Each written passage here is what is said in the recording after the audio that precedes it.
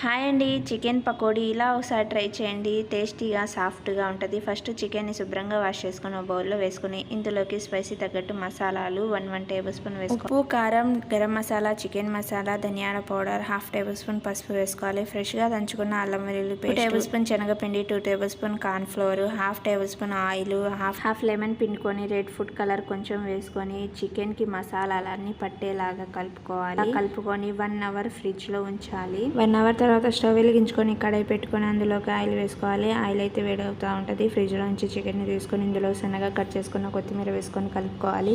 Oil అయితే heat అయింది. ఇప్పుడు ఇందులో చికెన్ ముక్కలు వేసుకొని ఫ్రై చేసుకోవాలి. ఫ్లేమ్ని అడ్జస్ట్ చేసుకుంటూ ఫ్రై చేసుకోవాలి. చికెన్ ఫ్రై అయిన తర్వాత తీసే ముందు ఇందులోకి కరివేపాకు, పొడుగ్గా కట్ చేసుకున్న 2 పచ్చిమిర్చి వేసుకోవాలి. 1 మినిట్ ఉంచేసుకొని చికెన్ని తీసుకోవాలి. చికెన్ ఇంకొంచెం క్రిస్పీగా ఉండాలంటే పూర్తిగా చల్లారిన తర్వాత మళ్ళీ వేడి ఆయిల్లో వేసుకొని ఫ్రై చేసుకోవచ్చు. అంతే, tasty chicken pakodi ready. Video నచ్చితే సబ్స్క్రైబ్